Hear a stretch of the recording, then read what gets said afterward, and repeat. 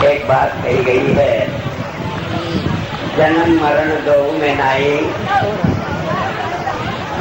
जन पर उतारी आए। कि संत जन्म मरण में नहीं होता। जब वो आता है संसार में तो मालूम पड़ता है वो पैदा हुआ। भाई बात नहीं करते, चुपचाप बैठ जाने, बाहर निकाल ले जाएंगे, चुप बैठे। सत्संग सुनने आए हो तो फायदा उठाओ, नहीं आकाश ना करो किसी का, बैठ जाओ।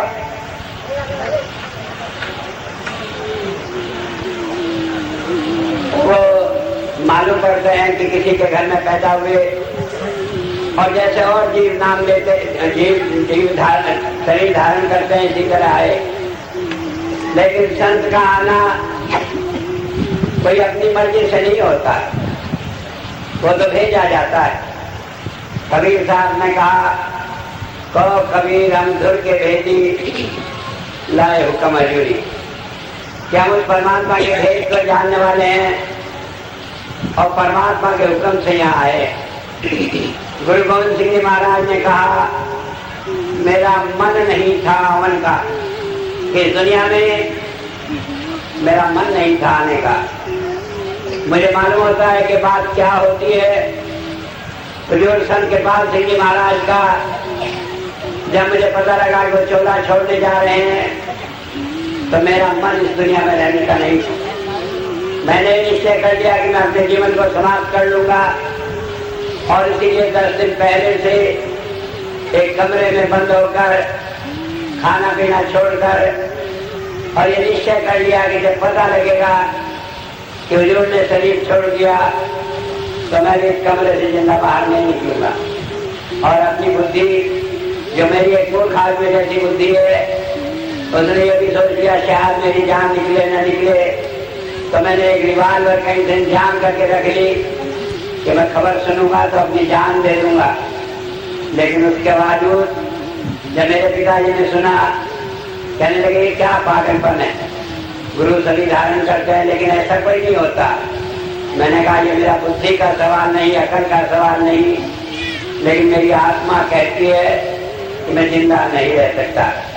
लेकिन उसके बावजूद जब हुजूर अंदर में आए और कहने लगे तुम्हें रहना है, काम करना है, मैंने कहा हुजूर मैं जिंदा नहीं रह सकता, आपके बिना मैं कोई काम नहीं करूंगा। तो हुजूर ने एक ही बात कही कि तुम मेरा कहना नहीं मानेगा, काम नहीं करेगा, और मैं मना नहीं कर सका। और उसके बाद उस दिन से जब हुजूर से मैंने कहा कि मैं काम करूंगा, 25 साल 27 साल हो गए, मुझे कभी एक बार ये सोचने का मौका नहीं मिला कि मैं हुजूर के बिना हूँ और इस संसार में कैसे जी रहा हूँ। क्योंकि मेरे हुजूर हमेशा मेरे अंदर संग रहते हैं। मुझे जीवन में कभी ये महसूस नहीं हुआ कि गुरु मेरे से अलग है, महसूस ही नहीं हुआ। जब मैं सोचता हूँ मेरे से पहले आकर सारे काम मेरे कर जाते हैं। तो इसलिए मैं कहा कि संत मालूम पड़ता है संसार में पैदा हुए लेकिन वो अपनी मर्जी से आते नहीं। और कहा कि वो जाने के लिए भी संसार से जब जाते हैं अपनी मर्जी से नहीं जाते, परमात्मा का हुक्म होता है, वो अपना काम पूरा कर लेते हैं तो जाते हैं। मैंने कई बार बताया कि जब मुझे नामदान का, जब मुझे काम करने का हुक्म हुआ, मुझे बताया गया कि मुझे 5 लाख जीवों को नाम देना है।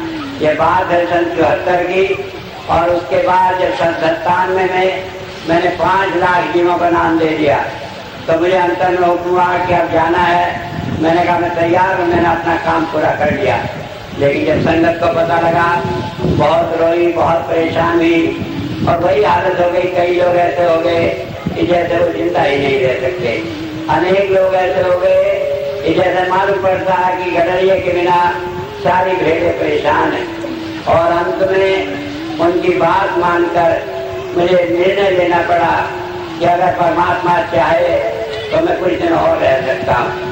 सिर्फ इसलिए कि जो मेरे सारे बच्चे साथ लगे, जिन्हें वापस परमात्मा के घर ले जाने का काम मुझे सौंपा गया है, इनमें से कोई विचलित न हो। और मैं आपको बता दूं, ये दुनिया के इतिहास में पहला मौका है जबकि किसी संत के सारे अनुयायी मोक्ष प्राप्त करेंगे। मैंने बहुत पहले कहा था कि जो मुझे नामदान के लिए हुजूर ने काम करने के लिए कहा तो मैंने एक ही शर्त रखी थी कि जितने आदमी मेरे साथ लगे वो इसी जन्म में मोक्ष प्राप्त करेंगे, उन्हें दूसरा जन्म लेना नहीं पड़ेगा। और आज मैं जानता हूँ, आज मैं देखता हूँ इतने आदमी हैं, हर एक को उनमें से बहुत सारे आदमी को धुन आ रही। धुन जो अंतिम स्टेज होती है जिसके आदमी ये दावा करता है कि इसे मोक्ष मिल जाएगी, इसके बाद दोबारा जन्म नहीं लेना पड़ेगा। दूसरे किसी संत के जमाने में ऐसा नहीं हुआ। ये मेरे हुजूर की विशेष दया है कि जिन्होंने दया करके मुझे ना समझ आदमी को इस काम को सौंप दिया। और मैंने ये समझा कि अगर मेरा बादशाह इतना दरिया दिल है तो मैं काहे को कंजूसी करूं, काहे को देखूं कि लोग अच्छे हैं बुरे हैं, सबको मौका है सभी पार उतर जाए तो क्या बुराई। तो इस बात को देखते हुए 1997 में मैंने फिर एक बार कह दिया कि अगर हुजूर चाहेंगे तो मैं जितने दिन कहेंगे उतने दिन काम करने के लिए तैयार हूँ। लेकिन उसके बाद अभी 16 सितंबर का भंडारा था, 16, 17, 18 तारीख को लोग आए, 20 तारीख तक लोग चले गए। 21 तारीख को करीब 80 आदमी शाम दोपहर को विदा लेकर गए। उसके बाद भोजन करके मैं थोड़ी देर लेट गया। लेटने के बाद जब मैं आँख खुली थी ध्यान किया तो मुझे आकर कहने लगे कि भाई अब चलना है, क्या तैयार हो? मैंने कहा हाँ हुजूर तैयार हो। कहने लगे कब जाना चाहोगे? मैंने कहा जब आपकी इच्छा हो तभी तैयार हूँ। मैंने अपना सारा काम पूरा कर दिया। मुझे याद है स्वामी जी की वाणी कि उन्होंने कहा कि मैंने सामान तो सब भिजवा दिया है, अब तो मैं खाली चलने के लिए तैयार बैठा हूँ। सामान तो मैंने 97 में ही भिजवा दिया था, जब मैंने सोच लिया था कि मेरा काम पूरा हो गया, मैं किसी समय भी जा सकता हूँ। तो मैंने कहा मैं तैयार। कहने लगे कब जाना चाहोगे? मैंने कहा अगर मेरे से पूछते हैं तो 13 नवंबर का हमने सत्संग भंडारा रखा हुआ, और उससे बढ़िया दिन क्या होगा कि दीपावली के दिन इस दुनिया में जाने के अंधकार भी और प्रकाश भी। एक संत आया, अंधेरा मिटा कर चला गया और आगे के लिए एक रास्ता दे गया कि दुनिया अंधकार से प्रकाश में हमेशा जगमगाती रहे और समृद्धि को प्राप्त करती रहे, जिसे वेदों में कहा है समसुरमा ज्योति गमय अस्तोमा सदगमय, कि हम अंधेरे से प्रकाश में ले जाता है संत, हमें मृत्यु से अमृत की ओर ले जाता है। तो मैंने कहा दीपावली से अच्छा दिन कोई नहीं। मैंने हाँ कर दी और उसी से मैंने कह दिया। जैसे मैं उठा मैंने दया से कहा, मैंने कहा आज जो से बात हो गई अब मुझे जाना है, तुम सब लोगों को खबर कर दो कहीं ऐसा ना है कोई लोग कहीं चुपचाप चला गया, हमें तो पता ही नहीं, हम तो धोखे में रह गए। मैंने जर्मनी टेलीफोन मिलाया, 2 बजे खबर कर दी कि कह दो कि मुझे जाना है 14 तारीख को, 14 नवंबर को मैं चला जाऊंगा। उसके बाद उन्होंने पूछा, कहने लगे खबर बिल्कुल पक्की है? मैंने कहा बिल्कुल पक्की है। और मैंने कह दिया सबको खबर कर दें। 2:30 बजे तक सारे यूरोप में ये खबर आपकी तरह फैल गई। लोगों के टेलीफोन मेरे पास आने लगे, कई लोग परेशान होने लगे। मैंने कहा क्यों परेशान होते हो? जब परमात्मा का काम था कि तुम लोग मोक्ष प्राप्त करोगे, वो स्थिति तुम्हें प्राप्त हो गई। अगर नहीं प्राप्त होगी, कोई आदमी एक भी आदमी से स्थिति से हट जाएगा तो मैं समझूंगा कि मैंने अपना काम सही ढंग से नहीं किया, आप नहीं मैं कसूरवार हूँगा। इसलिए आप तो चिंतित होते। उसके बाद जब ये खबर फैली, कई लोग रोने लगे, चिल्लाने लगे। मैंने कहा क्यों रोते चिल्लाते हो? क्या तुम्हें रास्ता नहीं मिला? कहने लगे आप नहीं होंगे। मैंने कहा जब मैंने नाम दिया था तब से मैं साथ हूँ, तो बाद में क्यों नहीं हूँगा? आज तो आप आते हैं, कभी टाइम लगता है, स्वामी जी स्नान कर रहे हैं, लैट्रिन में इधर मिल रहे हैं, थोड़ी देर इंतजार करना पड़ता है। और जब मैं शरीर में नहीं रहूँगा तो आप आंख बंद करेंगे और मैं आपके अंदर मौजूद होऊंगा। आपको सोचना नहीं पड़ेगा कि मैं आपके साथ नहीं हूँ। ऐसी स्थिति में आपको परेशान होने की जरूरत क्या है? तो इसकी बात को कहने को अच्छा लगता है। कई लोग कहे मेरा भजन नहीं बनता। मैंने कहा हुजूर ने 55 दिन का टाइम दिया और मैं कोशिश करूंगा कि टाइम में बिठाकर लोगों को भजन में सेवा में ऐसी स्थिति कर दूं कि सारी दुनिया देखे और कहे कि असलियत ये है कि कैसा संत होता और कैसा उसका शिष्य होता है। मुझे याद है कई बार एक भजन में लोग कहा करते थे, पढ़ते थे कि दिव्यानंद का शिष्य जहाँ होता है वहाँ कृपाल का नाम चलता है। और आज मुझे इस बात का गर्व है कि मेरे हुजूर ने जो काम मुझे सौंपा था उसे मैंने अपने पूरे मन से किया। और मेरी 6 लाख शिष्य जो है एक एक संत है, दुनिया में कोई इनसे बड़ा संत नहीं, दुनिया में किसी को इनसे ज्यादा धर्म की समझ नहीं है। और ये सारे मोक्ष प्राप्त करेंगे और एक एक को दुनिया देखेगी कि किस तरह वो सारे संसार को दिखाकर कि कैसे मौत होती है संत की जाते। कबीर साहब ने कहा, जिस मरने से जग डरे मेरे मन आनंद, कब मरूं कब पाऊं पूर्ण परमानंद। तो संत की बात ये होती है, उसे मरने का डर नहीं लगता, खुशी होती है। मेरे बुजुर्ग कहा करते थे कि एक जीव को अपनी मृत्यु की इतनी खुशी होती है जितनी अपनी शादी की होती है। शादी से ज्यादा खुशी किसी आदमी को जीवन में और किसी चीज की नहीं होती, और यही खुशी मौत के समय होती है, क्योंकि अपने परम पिता से जिससे हम जन्मों से बिछड़े हैं उसे जाकर हम मिल जाते हैं, हमारे सारे दुख समाप्त हो जाते हैं। और ये संसार का मोह बंधन जिसमें हम फंसे पड़े, जिसके कारण हमारे प्राण नहीं निकलते, वो जीव के जीते जी छूट जाते हैं। वो संसार से ऐसा चला जाता है जग में जो कमल निरालन मुर्गाई निशाने, सूरज शब्द भव सागर करिए नानक नाम किसाने। नाम की साथ वो उड़ जाता है, जैसे एक मुर्गा भी होती है पक्षी, वो बड़ी सरलता से पानी से उड़कर ऊपर आसमानों में चला जाता है। तो मुझे गर्व है कि मैंने जो काम मुझे सौंपा गया था उसे किया था। क्या काम है? गुरबाणी में उसे कहा है, भाग होए गुरु संत मिलाया, प्रभु अविनाशी घर में पाया। कि जब हमारा बहुत अच्छे भाग होते हैं, अनेक जन्मों के पुण्य कर्म होते हैं, तब हमें संत मिलता है। कौन संत? गुरु। संत गुरु तो बहुत होते हैं, लेकिन पूर्ण संत वो गुरु रूप में मिले, ये केवल हमारे पूर्व जन्म के भाग का ही, कर्मों का ही फल होता है। और उसका नतीजा क्या होता है? प्रभु अविनाशी घर में पाया। परमात्मा की तलाश करने के लिए हमें भटकना नहीं पड़ता। मुझे आज याद है, चाहे हम कुछ ही कहते रहे, चाहे सामाजिक मर्यादाओं के लिए कुछ करते रहे, लेकिन मेरा एक एक जीव जिसने नाम दिया है उसे किसी बाहरी साधन की दरकार नहीं, उसे न मूर्ति की है न मंदिर की है, वो तो परमात्मा को साक्षात्कार करके इस शरीर के अंदर बिठाए हुए इस मंदिर को अपने साथ ही लिए फिरता है। न उसकी मंदिर में भेद है, न मस्जिद में भेद है, न गुरुद्वारे में भेद है, न चर्च में भेद है। ये सारा शरीर ही परमात्मा का ही मंदिर है, वो बाहर के की रक्षाओं में नहीं रहता। सवाल इस बात का, ये स्थिति प्राप्त कर लेने के बाद भी हम भटकने जाए, क्योंकि सबको जाना पड़ता है, संत को भी जाना पड़ता है, शरीर उसको छोड़कर। माना कि वो आध्यात्मिक रूप से हमेशा हमारे साथ रहता है, लेकिन उसे जाना पड़ता है। तो ऐसे में हम विचलित न हो जाए, उसके लिए क्या तरीका है? गुरबाणी में आया, सेव करा पंचसा न बिछड़ा, सज्जन मीत मुरारी जियो। कि मैं सेवा करूं, किसकी सेवा करूं? मानव मात्र की सेवा करूं, क्योंकि परमात्मा की सेवा करने के लिए हमें मनुष्य की सेवा करनी पड़ती है, हमें दरिद्र नारायण की सेवा करनी पड़ती है, हमें उस जगह जाना पड़ता है जिसके अंदर परमात्मा वो निवास कर रहा है। अगर हम परमात्मा को चाहते हैं, वो हलवा पूरी हमारी बनाई हुई खा ले, तो किसी गरीब को जब हम खिलाते हैं तो उसके अंदर बैठा हुआ परमात्मा उसे खा लेता है। जब हम उसे बनाकर मंदिर में ले जाते तो पत्थर की मूर्ति न खाती है न नकारती है, उसे नकार जाता है कोई आदमी जिसने पत्थर की मूर्ति इसलिए घर कर रखी कि उसके बहाने उसका धंधा चलता है। तो अगर वास्तव में कोई भगवान है, अगर वास्तव में परमात्मा हमारी सेवा प्राप्त करके उसे स्वीकार करता है, तो गरीब का शरीर है जिसके अंदर वो बैठा है, और वही परमात्मा की भक्ति। इसलिए कहा गुरबाणी में, सेव करा पंचसा नहीं बिछड़ा, कि मैं 1 मिनट के लिए भी, 1 क्षण के लिए भी कभी न बिछड़ूं, उसी की याद करूं। और आगे कहा, सज्जन मीत मुरारे जियो। कहा क्या है?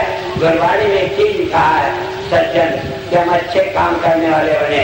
मीत, हम परमात्मा के सारे बंदों के भाई बन जाए, क्योंकि brothers and sisters in the father of God. तो परमात्मा हमारा पिता है, हम सब उसके भाई बंद हैं। और इससे क्या होगा? जब हमें ये समझ आ जाएगी, हमारे झगड़े मिट जाएंगे। न हमारा भेद हिंदू से है, न मुसलमान से है, न सिख से है, न ईसाई से है। ये बाहर के भी लोगों ने लगा लिए, आखिर इन सब के अंदर परमात्मा बैठा है। अगर हम भेदभाव करके किसी से नफरत करते हैं तो हम परमात्मा से नफरत करते हैं, शरीर से नहीं करते जिसे हम देख रहे हैं।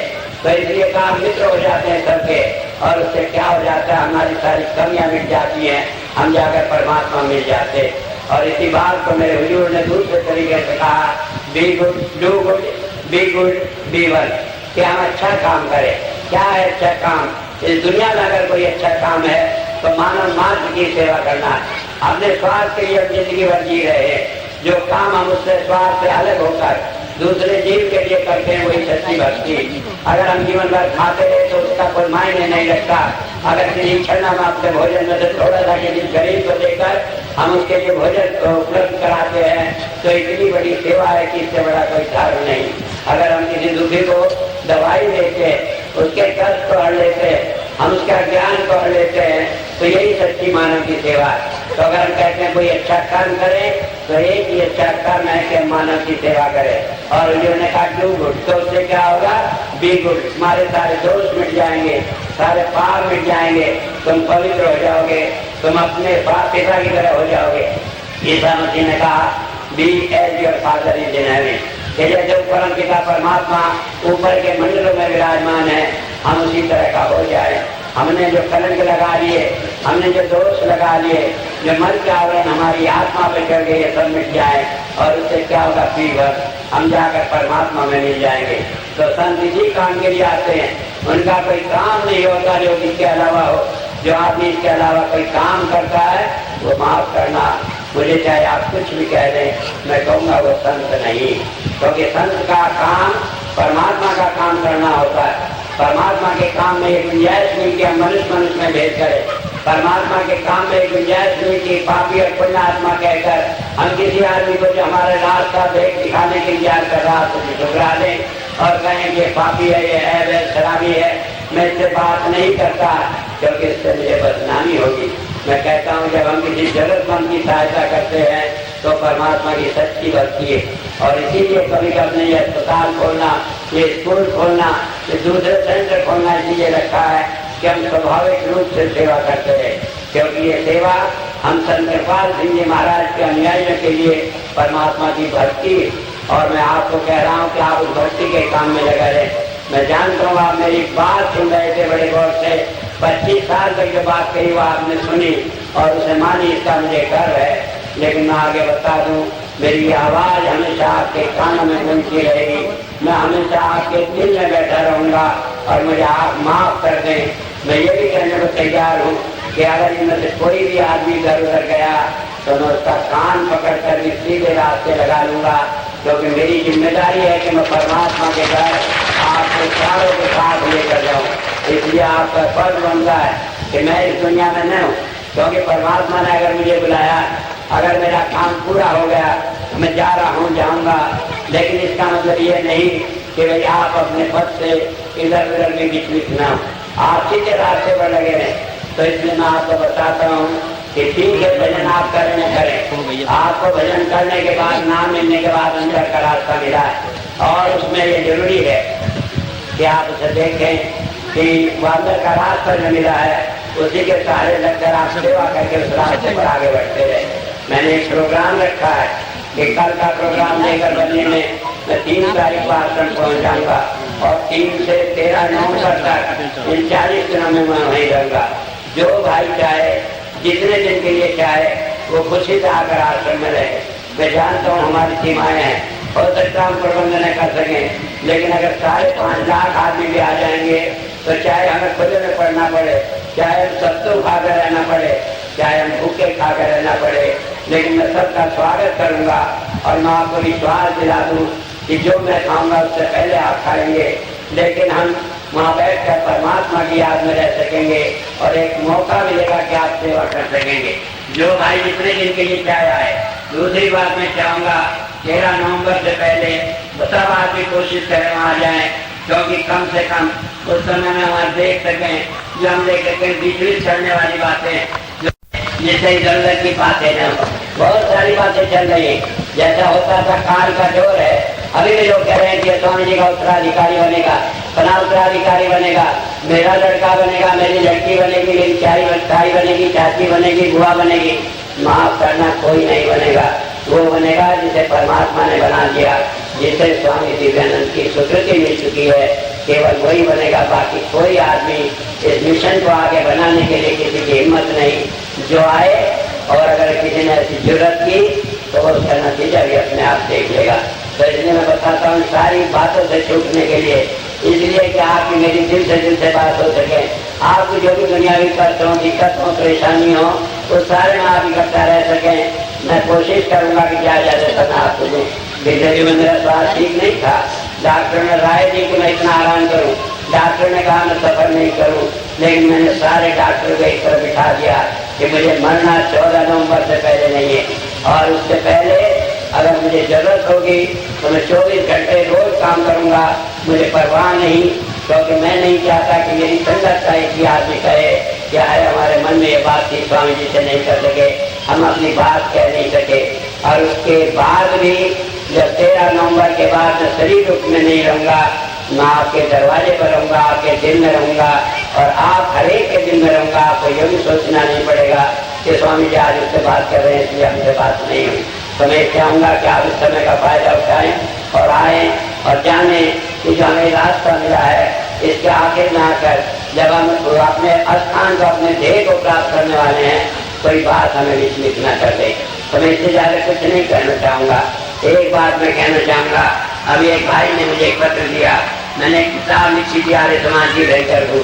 एक बात मैं बता दूं, मैं जन्म से आर्य समाजी हूँ, और अब तो मैं कहता हूँ कि मन से भी और आत्मा से भी आर्य समाजी हूँ। मैं ऐसा आदमी हूँ जिन्होंने चारों वेदों का अनुवाद किया, और मैंने ये दावा किया कि सारी सच्चाई आर्य समाज में वेदों में है, दूसरे में नहीं। तो उसमें कहा कि आर्य समाज की भयंकर भूल हुई है, उसमें कई बातें। तो एक भाई ने मुझे पत्र लिखा भी दिया, वो कहने लगे, मैंने कहा मैं वही सत्संग में जवाब दे दूंगा। उन्होंने कहा उस किताब के 75 पेज पर लिखा है कि अग्निहोत्र से प्रदूषण फैलता है, ये बात आपकी गलत है। मैं कहता हूँ ये गलत नहीं। क्यों नहीं गलत है?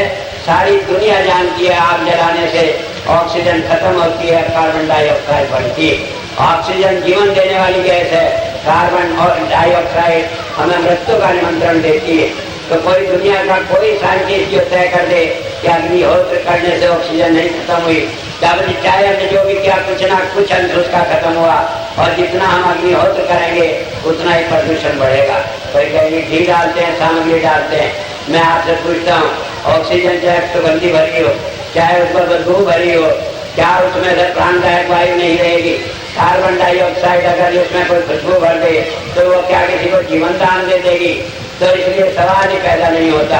ये आप जब कोई कहता है वेदों में लिखा है, वेद के 24,445 मंत्र में एक जगह भी कहीं अग्निहोत्र का जिक्र नहीं आया।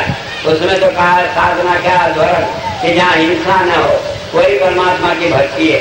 अग्नि से चाहे हम कुछ भी कर लें, वायुमंडल में जितने जीव होते हैं वो मरते हैं। जिन चीजों से अपना अग्निहोत्र करते हैं उनसे मरते हैं। और फिर घी जैसी पौष्टिक चीजें हम जला बनाकर छोड़ देते हैं, तो उसका किससे उपकार होगा? वेद में कहीं भी अग्निहोत्र का जिक्र नहीं है, ये इसका जिक्र नहीं है। मैं नहीं चाहता कि मैं किसी झंझट में करूं, लेकिन दुनिया का कोई भी विद्वान अगर इस बात को साबित कर दे कि वेद में यज्ञ की अग्निहोत्र की बात है, तो मैं उसकी बात को स्वीकार करता हूँ।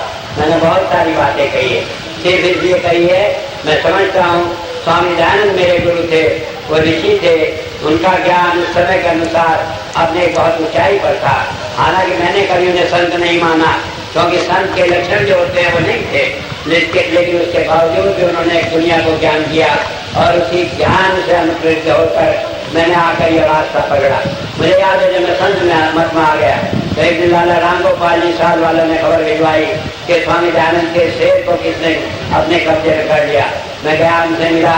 मैंने कहा जब स्वामी दयानंद थे और शेर था तो उसे कोई कैसे कब्जे कर लेता? भेड़ बकरी होता तो कर लेता। एक तो इतना बड़ा स्वामी और दूसरा फिर शेर। मैंने कहा आपको एक कल्पना कैसे हो गई? कहने कहा गुरु धर्म के चक्कर में क्या हो गए? मैंने कहा क्या स्वामी दयानंद का गुरु नहीं था? क्या उन्होंने दीक्षा नहीं ली?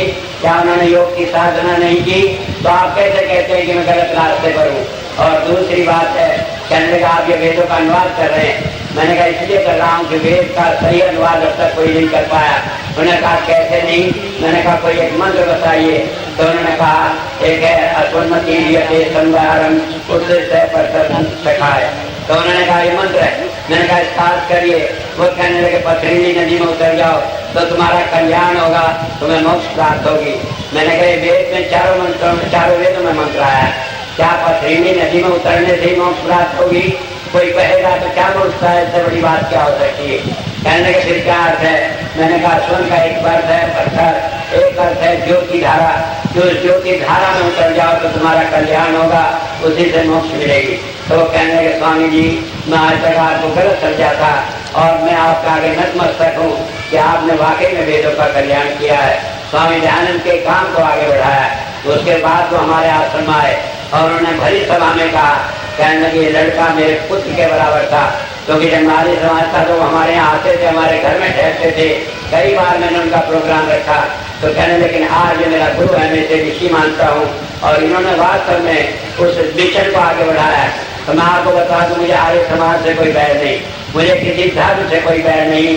मैंने तो एक बात कही है, अगर आर्य समाज ने एक बात समझी होती कि वेद की जो चीज है उसे सामने रखी होती और ये कर्म कांड न बढ़ाए होते तो आज हमारा धर्म सारी दुनिया में सर्वश्रेष्ठ धर्म कहलाता। आज हम सुहा करके अग्नि जलाकर इन बातों में पढ़कर सारे धर्म की अच्छाई भूल बैठे हैं और इन्हीं कर्म कांड में फंस गए। तो मैं इस भाई को विश्वास दिला दूं कि मेरा किसी धर्म से कोई बैर नहीं। वो पुस्तक सारी अपने आप स्वतः प्रमाण है, उसमें सारी बातें बड़े खोल कर लिखी हैं और उसमें तो कुछ भी नहीं लिखा। वेद और ज्ञान में पुस्तक है, उसमें तो बहुत सारी बातें मैंने बताई है, कितनी गलतियां हम लोग कर गए और उसके कारण हमारे धर्म की इतनी अधोगति हुई।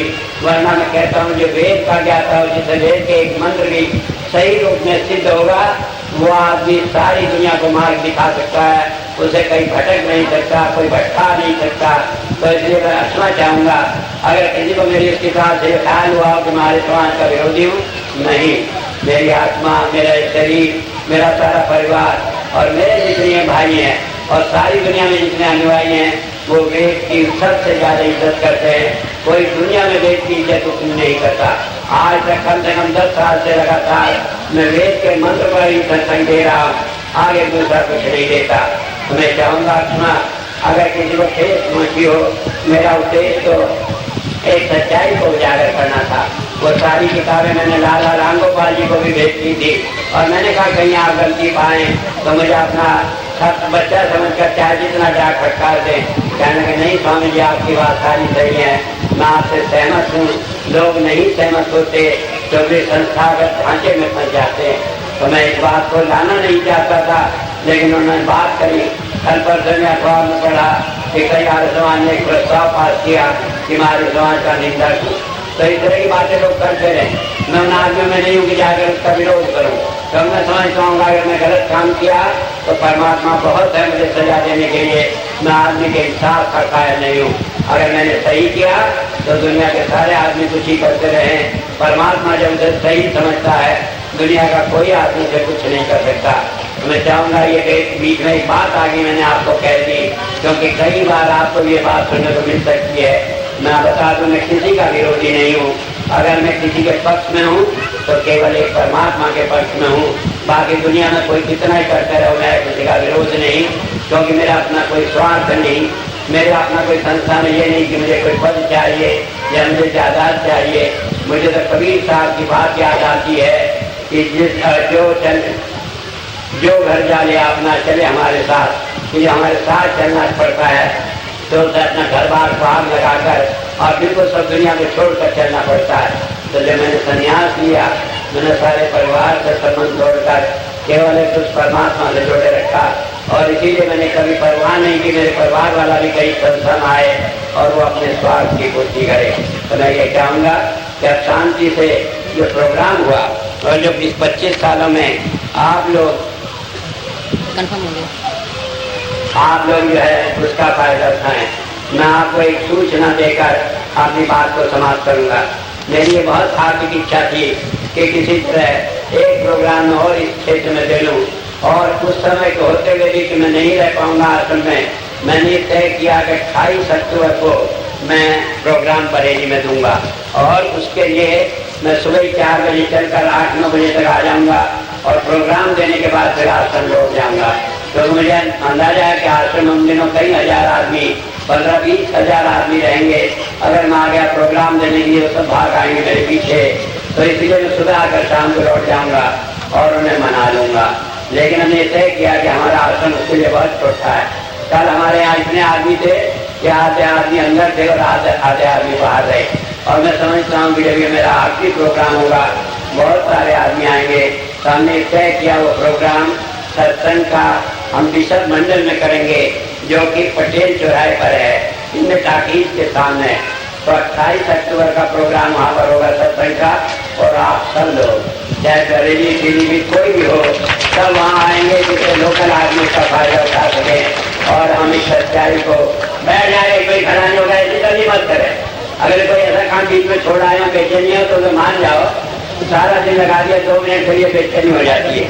तो ये ध्यान रखेंगे, उस दिन आएगा जो लोग आश्रम नहीं गए हुए होंगे वो कोशिश करेंगे वहाँ आने की।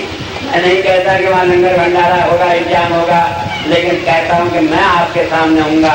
और ईसा मसीह ने कहा ईट मी एंड ड्रिंक मी, जब तुम वहाँ रहोगे तो तुम्हें रूहानियत की वो रोटी मिलेगी जिससे तुम्हारी आत्मा खुश होगी।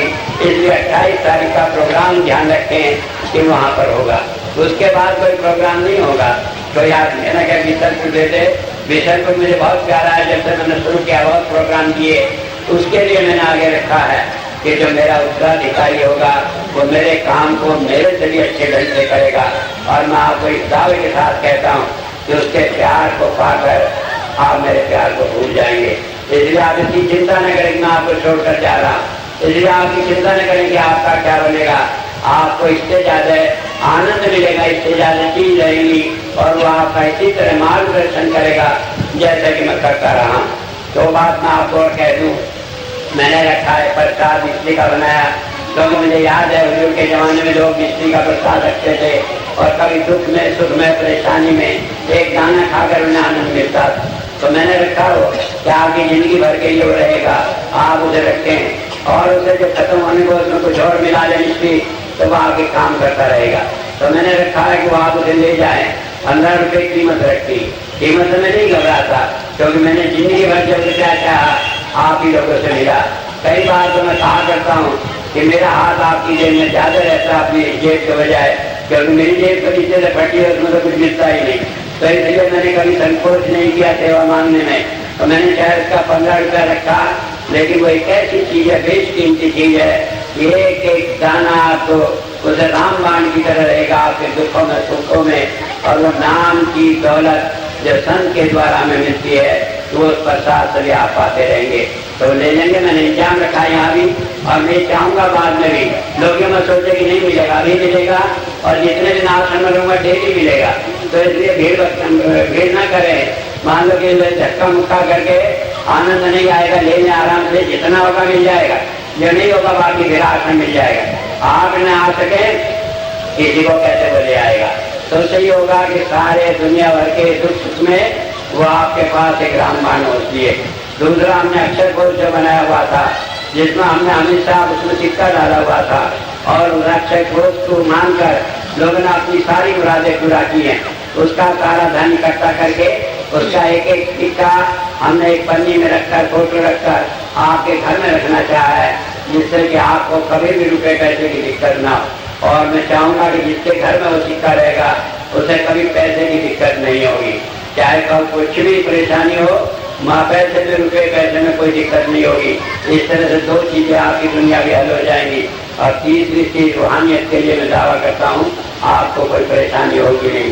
जिन्हें सिक्का लेना हो वो हमने डिस्ट्रिक्ट गवर्नर से हमने कह दिया बुक कर देंगे, और अगले सत्संग तक वो आपको यहीं पर दे देंगे, जब आप आश्रम में लोग देखते हैं। जिन्हें प्रसाद लेना वो अब ले लेंगे, और जो नहीं ले सकेंगे वो बाद में ले लेंगे, वो भी अवेलेबल होगा।